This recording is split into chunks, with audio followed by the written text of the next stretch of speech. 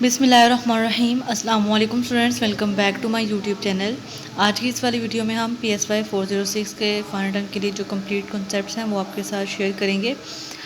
कोशिश करूँगी कि आप लोगों को इनफ कॉन्सेप्ट जो है वो समझा पाऊँ ताकि आप लोगों की जो प्रिपरेशन है वो अच्छे तरीके से हो रहा है। तो स्टार्ट करते हैं जी। सबसे पहले तो देखें फर्स्ट पैराग्राफ में यहाँ पे इम्पोर्टेंट आप लोगों के साथ पास जो है ना वो MCQs हैं। यहाँ पे देखें तो ऐसा प्रोसेस जिसमें इंफॉर्मेशन जो है वो इकट्ठी की जाती है और उसको पहले से मौजूद इंफॉर्मेशन के साथ रिलेट किया जाता है, उसको हम इनकोडिंग बोलते हैं, जो आप लोगों के MCQs के लिए इम्पोर्टेंट है।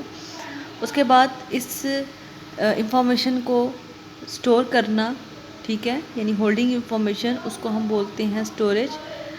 थर्ड नंबर पे है जी गेटिंग एट द इंफॉर्मेशन, यानी जब हमें ज़रूरत हो इंफॉर्मेशन की तब हम उसको इस्तेमाल करें तो उसको हम बोलते हैं जी रिट्रीवल। तो ये जो MCQs हैं 3 से 4, ये आप लोगों ने अच्छे तरीके से इसको देख लेना, ठीक है। उसके बाद है जी एटकिंसन शिफरिन ने मॉडल पेश किया था इंफॉर्मेशन प्रोसेसेस का, और उसने यहाँ से कुछ आइडियाज़ जो है ना वो निकाले थे, ठीक है, जिसमें सेंसरी मेमोरी है, परसेप्शन है, अटेंशन है। तो हम इसको 1 बाय 1 डिस्कस करते हैं। सेंसरी मेमोरी है जी जिसमें स्टिमुलाई जो है वो हम कहते हैं सेंसरी मेमोरी, लाइक आपकी जो सेंसेस होती हैं, सेंसेस के रिलेटेड जो आपकी मेमोरी है सेंसेस से स्टोर होती है, उसको हम सेंसरी मेमोरी कहते हैं। जैसे सीइंग है, हेयरिंग है, टेस्टिंग है, स्मेलिंग एंड फीलिंग वगैरह, ये सारी जो हैं वो आपकी सेंसरी मेमोरी में आती हैं, ठीक है। उसके बाद है जी परसेप्शन। जब हम सेंसरी मेमोरी के साथ जो भी हम फील करते हैं या मैं जो भी हम देखते हैं, सुनते हैं, उसको मीनिंग के साथ अटैच करना, उसको हम बोलते हैं जी परसेप्शन। सॉरी, परसेप्शन अगर हम इजी वर्डिंग में बात करें तो अगर आप लोग किसी गर्म चीज़ को हाथ लगाते हैं तो जो सेंसरी आपकी जो मेमोरी है, सेंसरी मेमोरी फ़ौरन से एक्टिवेट हो जाती है और आपको सेंसेस जो है ना वो सिग्नल्स मिल जाते हैं कि अभी आप लोगों की जो फिंगर्स हैं उन्होंने किसी गर्म चीज़ को छुआ है, ठीक है। उसके बाद जो गर्म चीज़ को छूना है, ये जो मीनिंग जो है उसको अटैच कर रहा है, ठीक है, जिसको सेंसेशंस के साथ जो मीनिंग अटैच हो रहा है उसको हम परसेप्शन बोलेंगे, ठीक है। अटेंशन क्या होता है जी, अगर हम किसी काम पे अटेंशन देते हैं, यानी अगर हम किसी भी सिलेक्टेड स्टिमुलाई पे अटेंशन देते हैं और दूसरी चीज़ों को इग्नोर करते हैं तो हमारे पास पॉसिबिलिटीज़ होती हैं कि हम इस पर काम कर सकते हैं। यानी अगर आप लोग जस्ट जो गर्म चीज़ को जिस हाथ से छू रहे हैं और वो उतना एरिया जो है अगर आप लोग उस पर फोकस रखेंगे, या गर्म चीज़ को छूते वक्त अगर आप लोग उस चीज़ पे फोकस रखेंगे तो आप लोग इधर उधर की एक्टिविटीज़ से बच जाएंगे, जिससे आप लोगों को उस प्रोसेस के ऊपर जो काम करना है उसके ऊपर आप लोग काम कर सकेंगे, आप लोग अपनी फुल अटेंशन जो है वो दे पाएंगे। लेसन नंबर 20 है जी general and specific knowledge. General knowledge कौन सा होता है? कोई भी आम नॉलेज किसी भी प्रॉब्लम सॉल्विंग का, किसी भी आपकी जो एक्टिविटीज़ हैं, अगर आप लोग चलते हुए बाहर कहीं जा रहे हैं, सैर करने जा रहे हैं, वहाँ से आप लोगों को कोई न्यू इन्फॉर्मेशन मिली है तो ये भी आप लोगों की जनरल नॉलेज में स्टोर हो रही है। उसके अलावा जो आपकी स्पेसिफिक नॉलेज होती है वो किसी एक ख़ास टर्म में होती है, लाइक आप लोग मैथ के टीचर्स होते हैं या फिज़िक्स के या केमिस्ट्री के या इंग्लिश के, कोई भी जो स्पेसिफिक आप लोग सब्जेक्ट चूज़ करते हैं उसको हम बोलते हैं जी स्पेसिफिक नॉलेज। उसके बाद डोमेन स्पेसिफिक नॉलेज है जी। Domain specific knowledge is that information which is acquired, stored and use in particular situation. अब डोमेन स्पेसिफिक नॉलेज क्या होती है? जिसमें हम किसी नॉलेज को या किसी इंफॉर्मेशन को एक्वायर करते हैं, हासिल करते हैं, उसके बाद उसको मेमोरी में स्टोर कर लेते हैं और उसको किसी पर्टिकुलर सिचुएशन में इस्तेमाल करते हैं। जैसे उन्होंने यहाँ पे एग्जांपल दी है कि अगर हम मोटर कार के इंजन जो है वो किस तरह से वर्क करते हैं, उसका नॉलेज हासिल करते हैं, तो हम जो है ना उसके कार के इंजन जो है वो किस तरह से वर्क करता है, हम अगर इसका नॉलेज रखते हैं तो हमें जब ज़रूरत होगी कि कार के इंजन की कोई ना कोई हमें उसको मतलब रिपेयर करने की ज़रूरत होगी तो हम उस पर अच्छे तरीके से रिपेयर कर पाएंगे, क्योंकि हमें उस जो चीज़ का जो है वो नॉलेज हमने गेन किया होता है, ठीक है। उसको हम बोलते हैं डोमेन स्पेसिफिक नॉलेज। उसके बाद यहाँ पे कुछ नॉलेज की टाइप्स हैं, ठीक है, कैटेगराइजेशन हैं, यहाँ पे कैटेगरीज हैं, declarative, procedural and conditional. Declarative knowledge क्या होता है? Declarative knowledge that contains verbal information facts, जिसमें आपकी जो वर्बल इंफॉर्मेशंस होती हैं, जैसे आप लोगों को बोल के कुछ बताया जा रहा हो, जिसमें कुछ डिक्लेरेशंस हो। डिक्लेयर का मतलब होता है जी बयान करना, तो यानी किसी भी ऐसी चीज़ जिसको हम बोल के बता रहे हों फिगर्स के थ्रू या किसी भी चीज़ के ज़रिए हम समझा रहे हों, उसको हम बोलेंगे जी डिक्लेरेटिव नॉलेज। ठीक है, उसके बाद प्रोसीजरल नॉलेज कौन सा होता है, जिसमें जो नॉलेज है वो किसी प्रोसेस के थ्रू हम सीखते हैं, कोई ख़ास जो है वो प्रोसीजर्स जो हैं वो हम यूज़ करते हैं, उसके बाद हमें जो है वो नॉलेज गेन होता है। जैसे how can you open a lock of your house. अब ये प्रोसीजर करने से ही पता चलेगा कि कौन सा कैसे जो है ना वो हम अपने घर को लॉक कर सकते हैं या उसका लॉक जो है वो ओपन कर सकते हैं। तो उसके लिए हमें प्रोसीजर जो है उसका नॉलेज होना लाजमी होगा, जिसे हम प्रोसीजर नॉलेज बोलते हैं।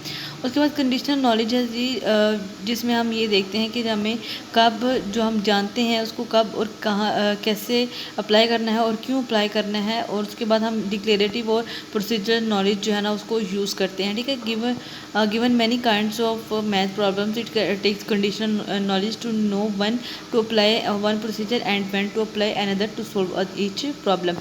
यानी कंडीशनल नॉलेज ये होता है कि जैसे आप लोगों के मैथमेटिक्स के जो क्वेश्चंस होते हैं, आप लोगों को कंडीशन बता दी जाती है कि आपने ये सवाल जो है वो इस कंडीशन में इसको सोल्व करना है। ठीक है, जब आप लोगों को एक स्पेसिफिक कंडीशन बताई जा रही हो कि आपने इस कंडीशन में इसको सोल्व करना है, तो उसको हम कंडीशनल नॉलेज बोलेंगे, जो हम उस चीज़ को सोल्व करते हुए इस्तेमाल करेंगे। उसके बाद है जी यहाँ पे एपिसोडिक नॉलेज। एपिसोडिक नॉलेज होता है जिसमें हम एपिसोड्स की शक्ल में जो है ना वो हम नॉलेज गेन करते हैं, लाइक थोड़ा थोड़ा चंक्स में जो है ना वो हम नॉलेज गेन करते हैं, उसको हम बोलते हैं जी एपिसोडिक नॉलेज या मेमोरी। ठीक है, उसके बाद psychologist put forward the new concept of short term memory. अब शॉर्ट टर्म मेमोरी के हवाले से यहाँ पे कुछ इंपॉर्टेंट MCQs हैं, जब यहाँ पे आप लोगों को देखना है कि जी जो शॉर्ट टर्म मेमोरी है उसका जो टाइम पीरियड है वो 15 से 20 सेकेंड्स होता है। ठीक है, और उसके बाद जो इसमें इस मटेरियल को गेन और कैप्ट करने में जो हमारे पास टाइम होता है वो 15 से 20 सेकेंड्स होता है। ठीक है, जो कि बहुत शॉर्ट जो है ना वो टाइम पीरियड है। ठीक है, उसके बाद अगर हम लॉन्ग टर्म की बात करें तो हमें ऐसी चीज़ें जो हम ज़्यादा देर तक याद रखना चाहते हैं, उसके लिए हम लॉन्ग टर्म जो है ना मेमोरी हमारी वर्क करती है, और उसको हम ज़्यादा जो इंफॉर्मेशन है हमारी जो शॉर्ट टर्म मेमोरी होती है उसमें ही जाती हैं। लेकिन जो अगर हमें जैसे अगर हम एग्ज़ाम्स की प्रिपरेशन करते हैं तो उसके लिए हमें लॉन्ग टर्म मेमोरी जो है ना वो यूज़ होती है, क्योंकि हम उसमें अपनी जो ज़्यादा से मटेरियल है वो यूज़ करते हैं। ठीक है, एक्सप्लिसिट मेमोरी क्या होती है, the part of the long term memory is that part of memory that can be recalled when desired and considered constitutionally. यानी जिस एक्सप्लिसिट मेमोरी जो है ना वो सिंपल वर्ड्स में अगर हम बात करें इसकी, तो इसमें ऐसा नॉलेज या ऐसी मेमोरी जिसको हम जब भी अगर हमें ज़रूरत हो इसको हम रिकॉल कर सकें कॉन्शियसली। यहाँ पे उन्होंने वर्ड यूज़ किया है कॉन्शियसली, जिसको हम अच्छे तरीके से शऊरी तौर पर याद कर सकें, उसको हम बोलेंगे जी एक्सप्लिसिट मेमोरी। और उस इम्प्लिसिट मेमोरी कौन सी होती है, जिसमें हमें शऊरी तौर पे जिसको हम याद नहीं कर सकते और उसको हम अपनी मर्ज़ी से भी इस्तेमाल नहीं कर सकते, उसको हम बोलते हैं जी इम्प्लिसिट मेमोरी। नेक्स्ट है जी लेसन नंबर 21 में देखें तो इसमें अटेंशन है वही सेम जो है ना उन्होंने अगेन बता दिया, आप लोगों ने इसको देख लेना है, इसकी डिटेल्स बताई जा रही हैं। ठीक है, स्केमास क्या होता है, स्केमास को हम स्कीमेटा भी कहते हैं, और abstract knowledge structure that organise vast amounts of information. A schema is a pattern और guide for representing an event concept और स्केल। ये जो है ना, a schema is a pattern, ये वाली लाइन जो है वो आपकी MCQs के लिए इंपॉर्टेंट है। उसके बाद स्टोरी ग्रामर है जी, स्टोरी ग्रामर जो है सब टाइम जो है वो स्कीमा कहलाती है फॉर अ टेक्स्ट और स्टोरी स्ट्रक्चर। ठीक है, स्टोरी ग्रामर क्या होती है, इससे भी हमारी अगर हम किसी चीज़ को स्टोरी की फॉर्म में याद करें तो हमें वो चीज़ें जल्दी याद हो जाती हैं। लाइक अगर आप लोग साइकोलॉजी का ये प्रिपरेशन कर रहे हैं तो अगर आप लोग इसको एक अटेंशन के साथ और आप इसको स्टोरी की तरह लेंगे तो आप लोगों को ये जो इन्फॉर्मेशन इस हैंडआउट्स में दी हुई हैं वो आप लोगों को जल्दी याद हो जाएंगी और अच्छे तरीके से माइंड में बैठ जाएंगी। उसके बाद स्क्रिप्ट क्या है, schema representing the typical sequence of events in an everyday situation is called script और एन इवेंट स्कीमा। अब इसमें क्या होता है कि जो आप लोगों का स्क्रिप्ट होता है कि जो पहले से तयशुदा होता है, यानी आप लोगों ने इतना काम जो है वो आज के इस दिन में करना है और आपको को इतने काम को इतने घंटों में कंप्लीट करना है। ये जो सारा स्क्रिप्ट होता है, कोई भी चीज़ जिसको हम पहले से राइट डाउन कर लेते हैं और उसका एक प्रॉपर मैकेनिज्म जो है वो हम अपने माइंड में तैयार कर लेते हैं, उसको हम स्क्रिप्ट बोलते हैं।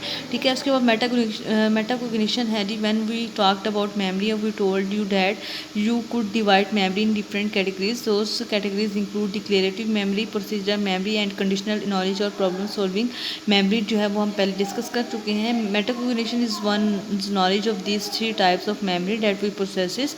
अब मेटाकोग्निशन क्या होता है? जिसके पास डिक्लेरेटिव मेमोरी, प्रोसीजरल मेमोरी और कंडीशनल मेमोरी तीनों चीज़ें हों, उसको हम मेटाकोग्निशन बोलेंगे। यानी एक ही टाइम पे जो है ना वो हम तीनों चीज़ों को रिलेट कर रहे होते हैं, तीनों चीज़ों को यूज़ करें अपने किसी भी काम में। ठीक है, एक ख़ास टाइम पीरियड में, तो इसको हम बोलेंगे मेटाकोग्निशन। ठीक है जी।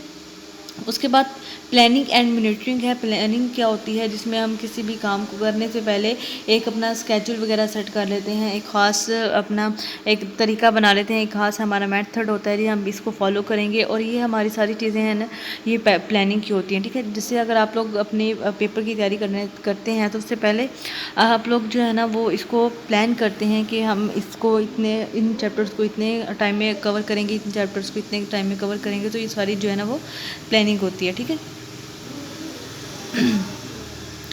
सॉरी। उसके बाद है जी मॉनिटरिंग। मॉनिटरिंग क्या होते हैं कि हम किसी को जो है वो एग्जामिन कर रहे होते हैं, किसी पे नज़र रखे होते हैं कि या ख़ुद पे नज़र रखे होते हैं कि खुद को इवेलुएट करते हैं, खुद को एग्जामिन करते हैं कि हम क्या करने जा रहे हैं, क्यों करने जा रहे हैं, कैसे करेंगे। सारी चीज़ें जो है ना वो मॉनिटरिंग में आती हैं। इवेलुएटिंग क्या है? इवेलुएटिंग में जो है ना वो जजमेंट वगैरह इन्वॉल्व होती हैं, जब हम खुद को जज कर रहे होते हैं, हम अपनी थिंकिंग और लर्निंग के जो आउटकम्स होते हैं या प्रोसेसेस जो होते हैं उसको हम इवेलुएट करते हैं। ठीक है, उसके बाद है जी teachers can help students to develop the ability by helping them to 3 things. Plan करने में टीचर्स जो है ना वो मदद कर सकते हैं, यानी जो आपके जो मोटिवेशन स्पीकर्स जो होते हैं वो आपको गाइड करते हैं। उसके बाद मॉनिटर जो हैं वो कर सकते हैं, इवेलुएट कर सकते हैं। ठीक है, और जो स्टूडेंट्स हैं उनको सिखाया जा सकता है किस तरह से हमें अपने वर्क को, स्टडीज़ को प्लान करना है, किस तरह से हमें अपने खुद के वर्क को जो है ना वो मॉनिटर करना है और ख़ुद के वर्क को किस तरह से हम इवेलुएट कर सकते हैं। ये सारी बातें जो हैं वो टीचर्स अपने स्टूडेंट्स को सिखाएंगे। ठीक है, उसके बाद है जी यहाँ पे कुछ कोग्निटिव डेवलपमेंट के स्टेजेस हैं। यहाँ पे सेंसरी मोटर स्टेज है, पर प्री ऑपरेशन स्टेज है, कंक्रीट ऑपरेशन स्टेज है एंड फॉर्मल ऑपरेशन स्टेज है। ये इंपॉर्टेंट है शॉर्ट एंड लॉन्ग क्वेश्चन के हवाले से। ठीक है, लेसन नंबर 22 में देखें जी, यहाँ पे प्रॉब्लम सॉल्विंग और जनरल और स्पेसिफिक डोमेन जो है ना वो यहाँ पे बताई हुई है, जो पीछे हम डिस्कस कर चुके हैं। आप लोगों ने इसको रीड कर लेना है। ठीक है, एल्गोरिदम यहाँ पे मोस्ट इंपॉर्टेंट क्वेश्चन है। एल्गोरिदम का ये मोस्टली आप लोगों के पेपर में बार बार रिपीट होता है और बार बार पूछा जाता है एल्गोरिदम के बारे में। तकरीबन पिछले 3 से 4 सेमेस्टर्स में ये रिपीट हो रहा है एल्गोरिदम वाला। तो इसमें क्या होता है, किसी भी नॉलेज को, किसी भी आपके जो अपनी इंफॉर्मेशन गैदर की हुई है उसको हम एक ख़ास प्रोसीजर के साथ स्टेप बाय स्टेप, अगर किसी प्रॉब्लम को सॉल्व करने की हम कोशिश करते हैं स्टेप बाय स्टेप, तो उसको हम एल्गोरिदम की जो है ना वो कहेंगे। कैसे एल्गोरिदम होगा? एल्गोरिदम जो है एल्गोरिदम जो है इसमें देखें तो एल्गोरिदम जो है इसमें अगर आप लोग सिंपल एग्जांपल लें इसकी एल्गोरिदम की, तो इसमें हमारी चाय बनाने की जो एग्जांपल्स है मोस्टली दी जाती है। तो अगर हम मतलब कोई भी रेसिपी वगैरह या कोई भी काम करने लगते हैं, जैसे अगर आप लोग चावल बनाने लगते हैं तो चावल बनाने के लिए सबसे पहले आप लोग इंग्रेडिएंट्स लाएंगे। ठीक है, इंग्रेडिएंट्स इकट्ठे करेंगे, फिर उसके बाद आप लोग क्या करेंगे जी, उसके जो उसमें सबसे पहले स्टेव ऑन करेंगे। जो मतलब प्रोसेस जितना भी है उसको स्टेप बाय स्टेप फॉलो करना, उसको हम बोलेंगे जी एल्गोरिदम। यानी किसी भी प्रॉब्लम को स्टेप बाय स्टेप प्रोसीजर के यूज़ करते हुए हम जो सॉल्व करते हैं उसको बोलते हैं जी एल्गोरिदम। ठीक है, उसके बाद है जी हमारे पास ह्यूरिस्टिक, वर्किंग बैकवर्ड स्ट्रेटजी और एनालिटिकल थिंकिंग। ये जैसे आप लोगों ने देख लेना, इतने ख़ास इंपॉर्टेंट नहीं है। ठीक है, लेसन नंबर 23 की तरफ मूव करते हैं। लेसन नंबर 23 है जी डिक्लेरेटिव नॉलेज कौन सा होता है? ऐसा नॉलेज जिसमें हम फैक्ट्स और फिगर्स की बात करते हैं, जो सच्चाई और हकीकत में अपनी बातें होती हैं, उसको हम डिक्लेरेटिव नॉलेज बोलते हैं। प्रोसीजरल नॉलेज कौन सा होता है? जिसमें हम डिफरेंट प्रोसीजर्स जो है ना वो अडॉप्ट करते हैं डिफरेंट लाइफ की सिचुएशंस में, यानी जब हमें किसी लाइफ में अप्स एंड डाउन्स जो हैं वो आते रहते हैं, जिस वक्त हमें जिस चीज़ की ज़रूरत होती है उस वक्त हम उस प्रोसीजर को इस्तेमाल करते हैं, उसको बोलते हैं जी प्रोसीजरल नॉलेज। कंडीशनल नॉलेज क्या होता है? जिसमें हम ये देखते हैं कि जो चीज़ें हैं वो किस तरह से ऑपरेट की जाती हैं, किस सिचुएशन में कौन सी जो है वो हम कंडीशन लागू करेंगे, इसको हम कंडीशनल नॉलेज बोलते हैं। अदरवाइज़ आप लोग इसकी डिटेल्स देख लें तो इजी है, इतना ख़ास मुश्किल नहीं है, ठीक है। उसके बाद है जी यहाँ पे नोट्स टेकिंग वाला जो है ये भी इम्पोर्टेंट है। आपका नोट्स जो है वो किस तरह से ले सकते हैं, ये शॉर्ट या लॉन्ग क्वेश्चन में पूछा जा सकता है। तो यहाँ पे इन्होंने कंप्लीट बताया हुआ है, इजी है, आप लोग पढ़ लीजिएगा। वीडियो जो है वो काफ़ी लेंथी हो जाएगी, इसलिए मैं इम्पोर्टेंट जो कॉन्सेप्ट्स हैं जो आप लोगों को समझाने ज़रूरी हैं वो समझा रही हूँ, ठीक है। उसके बाद हिंड्रेंस इन लर्निंग प्रोसेस में कौन कौन सी रुकावटें हैं जो हैं वो आ जाती हैं। फंक्शनल फिक्सनेस है और रिस्पॉन्स सेट है, तो ये आप लोगों ने देख लेना है। उसके बाद यहाँ पे इंपॉर्टेंट कॉन्सेप्ट है जी लो रोड ट्रांसफ़र और हाई रोड ट्रांसफ़र का। अब लो रोड ट्रांसफ़र क्या होता है? Low road transfer is the spontaneous automatic transfer of highly practice skills with need और नो नीड फॉर रिफ्लेक्शन और थिंकिंग इन द ट्रांसफ़र। अब low road transfer क्या होता है जी? जब आपके पास किसी भी चीज़ का नॉलेज जो है वो आप लोगों के पास हो, और आप लोगों को, यानी अगर आप लोग एक कंपनी से दूसरी कंपनी में जा रहे हैं और आप लोग मैनेजमेंट का काम कर रहे हैं, और नेक्स्ट कंपनी में भी आप लोगों को मैनेजमेंट का काम मिल रहा है, और चूंकि हर एक कंपनी के अपने अपने जो है वो मेथड्स होते हैं, रूल्स होते हैं, तो आप थोड़े बहुत उनके रूल्स जो हैं वो फॉलो करेंगे, और अपना जो मैनेजमेंट का जो नॉलेज है वही जो पुराने वाला है उसको थोड़ा सा मॉडिफाई करेंगे या फिर नहीं करेंगे, और उसको एज इट इज़ यूज़ करेंगे। उसको हम बोलते हैं जी लो रोड ट्रांसफ़र। लो रोड ट्रांसफ़र का अगर हम बेसिकली मतलब देखें तो इजी वर्डिंग में तो ये होता है कि बगैर किसी एफ़र्ट के हम पहले से मौजूद नॉलेज को अपने नेक्स्ट काम के लिए इस्तेमाल करें, उसको हम बोलते हैं जी लो रोड ट्रांसफ़र, ठीक है। उसके बाद हाई रोड ट्रांसफ़र क्या होता है? जिसमें हम अपनी जो नॉलेज हमने पहले से गेन किया होता है उसके अंदर मॉडिफाई करें, उसको जो है वो पॉलिश करें, उसके ऊपर मेहनत करें, एफ़र्ट करें, एंड देन किसी नेक्स्ट सिचुएशन में उसको यूज़ करें, उसको हम बोलते हैं जी हाई रोड ट्रांसफ़र। होप्स हो कि आप लोगों को इन दोनों का कॉन्सेप्ट जो क्लियर हो गया हो। MCQs में ये पूछे जाते हैं और शॉर्ट क्वेश्चन में भी पूछे जाते हैं। उसके बाद है जी लेसन नंबर 25, इसमें सोशल लर्निंग थेरी है।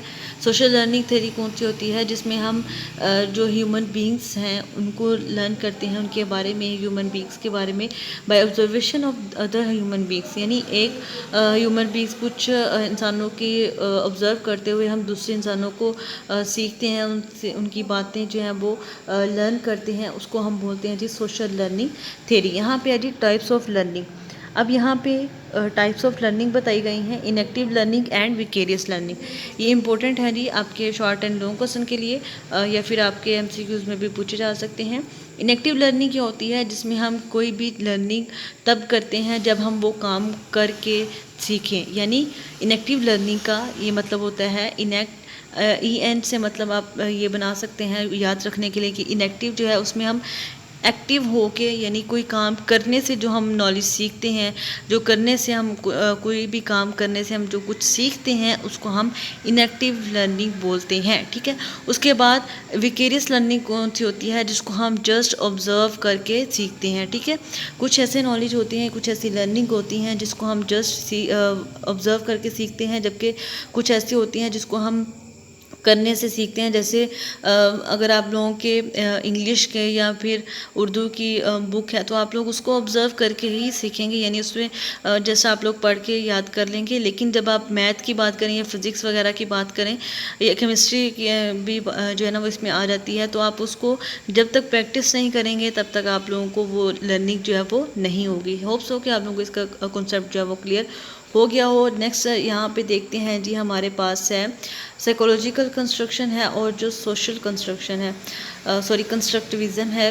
साइकोलॉजिकल कंस्ट्रक्टिविस्ट जो है वो ऑकर कब होते हैं, जब उन्होंने इंडिविजुअल की जो कोग्निटिव एंड इमोशनल स्किल्स हैं, जो इमोशनल एपरेटस हैं, उसको बिल्टअप करना हो, उसके लिए हम साइकोलॉजिकल कंस्ट्रक्टिविज़म जो है वो उसको फॉलो करते हैं। जबकि अगर हमें किसी का सोशल जो है वो रेफ़र यानी सोशली तौर पर किसी को इंट्रैक्शन और उसकी कल्चर कॉन्टेक्स्ट को लर्न करना हो, तो हम सेकंड वेव कंस्ट्रक्टिविज़म या फिर सोशल कंस्ट्रक्टिविज़म जो है वो यूज़ करते हैं। लेसन नंबर 26 है जी मॉडलिंग। मॉडलिंग क्या होता है? इसमें हम किसी भी चीज़ का, किसी भी शख्स का जो बिहेवियर है, ये थिंकिंग और इमोशंस है, उसको जो है वो डिस्क्राइब करने के लिए हम मॉडलिंग का लफ्ज़ जो है वो यूज़ करते हैं। फॉर एग्जांपल यहाँ पे उन्होंने दिया हुआ जी, it has been applied and use the in teaching of sports, dancing, cooking and other skills. They watch models and they learn by these models. जैसे अगर आप लोग देखें, फॉर एग्ज़ाम्पल आप लोग यूट्यूब पे कोई रेसिपी देखते हैं और उस रेसिपी को फॉलो करते हैं, तो जो रेसिपी है वो आप लोगों के लिए एज अ मॉडल काम करती है, ठीक है। जैसे आप लोगों के जो रोल मॉडल्स होते हैं, तो आप लोग उनको फॉलो करते हैं, उनकी कॉपी करते हैं, जस्ट लाइक एट ये भी मॉडलिंग भी ऐसी ही है, ठीक है। उसके बाद है जी लर्नर्स जो हैं वो कैसे बेहतर बन सकते हैं। ये जस्ट इजी बातें हैं, ये आप लोगों ने पढ़ लेनी है। रिपल इफेक्ट क्या है? Ripple effect is the spread of certain behaviours because of imitation and is actually the outcome of modelling by a large number of people in a group और class. For example, you have taught an idea to student and he has further explain it to other students. अब ripple effect क्या होता है? जैसे हम जो है वो अपने एलएमएस के लेक्चर्स देते हैं और वहाँ से समझ के देन आप लोगों को जो है वो हम एक शॉर्ट वीडियो में उसका ओवरऑल समरी के थ्रू जो है वो आप लोगों को मेन कॉन्सेप्ट जो है वो समझा देते हैं।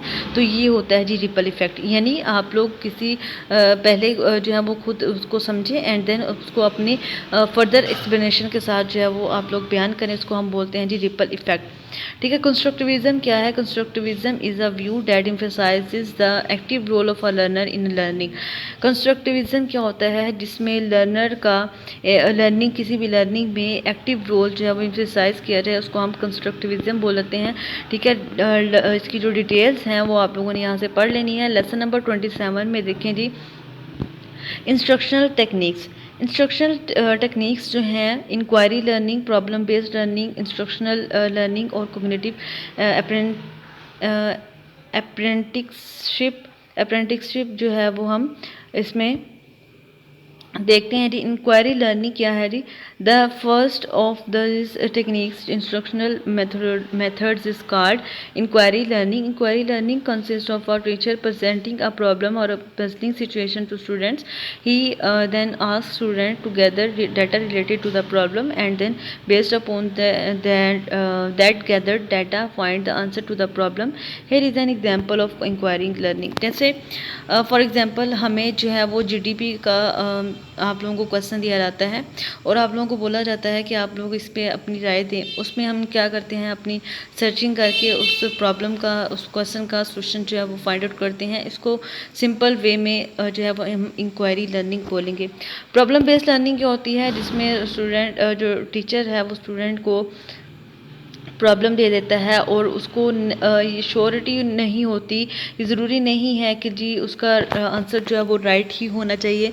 यानी जैसे आप लोग मैथ के क्वेश्चन सोल्व करते हैं तो कुछ आंसर्स जो हैं वो ठीक नहीं होते, लेकिन उसको प्रॉब्लम को आपने जो सोल्व किया, ये मेथड जो है ना वो उसको हम बोलते हैं प्रॉब्लम बेस्ड लर्निंग। यानी अगर आप लोग क्वेश्चन को सोल्व कर देते हैं तो आप लोग को कुछ ना कुछ समझ आ जाता है, ठीक है। किसी भी प्रॉब्लम को सोल्व करके जो लर्न किया जाता है उसको हम प्रॉब्लम बेस्ड लर्निंग कहते हैं। लेकिन इसमें ये होता है कि जी आपको राइट आंसर जो है ना वो रिक्वायर नहीं होता है। अगर आप लोगों का राइट आंसर नहीं भी आता है लेकिन आप लोग प्रॉब्लम को सोल्व करके कुछ लर्न कर रहे हैं, उसको हम प्रॉब्लम बेस्ड लर्निंग बोलेंगे। इंस्ट्रक्शनल लर्निंग क्या है? जिसमें हम डायलॉग्स और कन्वर्सेशंस के थ्रू लर्न करते हैं, यानी क्लास में जो क्वेश्चन आंसर्स होते हैं ये भी इंस्ट्रक्शनल लर्निंग होती है, ठीक है। उसके बाद है जी कोग्निटिव अप्रेंटिसशिप, और इसमें फोर्थ मेथड है। और इसमें क्या होता है जी, this consist of a relationship in which a less experience learner gain knowledge and skills under the guidance and supervision of an expert. इसमें क्या होता है, कोग्निटिव अप्रेंटिसशिप में क्या होता है कि जो पहले से स्किलफुल पर्सन्स होते हैं वो ऐसे लोगों को सिखाते हैं जिनको बिल्कुल भी नॉलेज नहीं होता है। जैसे आपके टीचर्स हैं, उनके पास ह्यूज नॉलेज है, बैंक जो है उनका मतलब उनके पास नॉलेज जो है वो रैंकिंग में होता है, और उनके पीएचडी टीचर्स होते हैं या एमफिल टीचर्स होते हैं, उनके पास ग्रिप होती है और वो अपने स्टूडेंट्स को सिखाते हैं। तो ये एग्जांपल होती है जी कोग्निटिव अप्रेंटिसशिप की, ठीक है। उसके बाद है जी लेसन नंबर 28। लेसन नंबर 28 में देखें जी locus of control. Locus of control क्या है जी? लोकस ऑफ कंट्रोल होता है refer to a whether a person's behavior is caused by internal or by external factors. If we take a bird's eye view of different points of view regarding what motivates people, four major approaches appear as the locus of control में चार जो है ना वो यहाँ पे approaches हैं, ठीक है। फर्स्ट है जी बिहेवियरिस्टिक अप्रोच, सेकंड नंबर पे है ह्यूमनिस्टिक अप्रोच, थर्ड नंबर पे है कोग्निटिव एंड फोर्थ नंबर पे है जी सोशियो कल्चर। ये इजी हैं, आप लोगों ने एक दफ़ा रीड कर लेनी है, ठीक है। उसके बाद टॉपिक नंबर लेसन नंबर 29 में देखें, यहाँ पे इम्पोर्टेंट क्वेश्चन है जी इम्पोर्टेंस ऑफ गोल सेटिंग। हमें गोल जो है वो क्यों सेट करना चाहिए, ये इम्पोर्टेंट है। यहाँ पे एक लाइन स्किप जो है ना वो हो गई है। A goal is an attainment that a person is striking to achieve. Third number जो सेकंड लाइन में है, a goal is an attainment that a person is striking to achieve. ये जो है ना आपका इम्पोर्टेंट एमसीक्यूज है, ठीक है। उसके बाद है जी यहाँ पे importance of goal setting. Goal setting की इम्पोर्टेंस क्यों होती है, क्यों हमें गोल जो है वो सेट करना चाहिए, ठीक है। तो इसके जो है ये इंपॉर्टेंट है, शॉर्ट क्वेश्चन में पूछा जा सकता है। और इसके बाद करेक्टरिस्टिक ऑफ गोल्स, गोल्स की करेक्टरिस्टिक क्या होनी चाहिए, ये भी इम्पोर्टेंट है, ठीक है। उसके बाद है जी self concept and self efficiency, जो कि मोस्ट इम्पोर्टेंट एंड थोड़ा सा कंफ्यूजिंग कॉन्सेप्ट है, लेकिन आप लोगों के लिए मैंने यहाँ पे आसानी कर दी है। मैंने यहाँ पे आप लोगों के लिए लिख दिया है इजी वर्डिंग में, ताकि आप लोगों को समझ आ रहे। यहाँ पे देखें जी सेल्फ कॉन्सेप्ट क्या है। Self concept is overall a picture और sketch about your own self. आप क्या सोचते हैं खुद के बारे में। Self concept is all about your thinking, ठीक है। आप लोग क्या सोचते हैं, ठीक है। और आप लोग ये फॉर एग्जांपल अगर आप लोग सोचते हैं कि जी आप काइंड हैं, आप फनी पर्सन हैं या सीरियस पर्सन हैं, तो ये क्या है जी आपका जो है वो सेल्फ कॉन्सेप्ट है, ठीक है। यानी आप खुद के बारे में ऐसा सोचते हैं। सेल्फ एफिशिएंसी क्या है, यानी आपको किसी चीज़ के अबाउट आप खुद पे कॉन्फिडेंस हो। लाइक आप लोग पढ़ा सकते हैं तो आपको कॉन्फिडेंस हो कि आप लोग पढ़ा सकते हैं, ठीक है। अगर आप लोग कोई भी मैथ के क्वेश्चन सोल्व कर सकते हैं तो आप लोगों को जो है ना वो कॉन्फिडेंस हो खुद पे कि वाकई ही मैं ये सोल्व कर सकता हूँ, ठीक है। तो this is main concept between self concept and self efficiency. आप लोगों ने जो है अगर आप लोगों को समझ नहीं है या तो आप लोग कमेंट बॉक्स में बताइएगा, ठीक है। वैसे ये इम्पोर्टेंट है और आपके साथ इजी भी है, मैंने इजी वे में समझाने की कोशिश की है। सेल्फ कॉन्सेप्ट जो है मैं अगेन से रिपीट कर रही हूँ, सेल्फ कॉन्सेप्ट होता है कि आप लोग खुद के बारे में कैसा सोचते हैं, जबकि सेल्फ एफिशिएंसी होता है कि आप लोगों का खुद पे कितना कॉन्फिडेंस है, आप में इत्मीनान कितना है खुद के ऊपर, ठीक है। उसके बाद है self motivation student motivation. Lesson number 30 है हमारा और नेचर ऑफ टास्क। स्टूडेंट की मोटिवेशन के लिए सबसे पहले तो 6 फैक्टर्स हैं। यहाँ पे देखिए 6 फैक्टर्स हैं, कौन कौन से हैं। नेचर ऑफ टास्क है, ऑटोनॉमी है, ग्रुप्स हैं, इवैल्यूएशन प्रोसेसेस हैं, टाइम मैनेजमेंट है और ब्लॉक स्केजुलिंग है। इसको 1 बाय 1 जो है वो हम डिस्कस करेंगे। सबसे पहले है नेचर ऑफ टास्क। सबसे पहले तो स्टूडेंट को नेचर ऑफ टास्क का पता होना चाहिए। स्टूडेंट को कौन सी चीज़ें मोटिवेट करती हैं, सबसे पहले तो पता होना चाहिए कि उनको कि वो कौन सा काम करने वाले हैं, ठीक है। वो काम किस नौइयत का होगा, ठीक है। उसके बाद जो भी इंफॉर्मेशन उनको दी जाए वो जो है क्लियरली दी जाए। उनको ये आज़ादी देनी चाहिए कि वो अपना जो टास्क है वो आसानी से और अच्छे तरीके से परफॉर्म जो है वो कर सके। उनके इंस्ट्रक्शंस जो हैं उनको क्लियरली देनी चाहिए। उसके बाद ग्रुप्स हैं, उनको ग्रुप्स में डिवाइड कर देना चाहिए ताकि उनका जो वर्क है वो इजीली हो जाए, क्योंकि जो इंडिविजुअली काम किया जाता है उसमें थोड़ा सा कॉम्प्लिकेटेड वर्क होता है और ग्रुप्स में जो थोड़ा सा काम इजी हो जाता है, लेकिन ग्रुप में जो है वो टाइम मैनेजमेंट जो है थोड़ा इशू हो जाता है।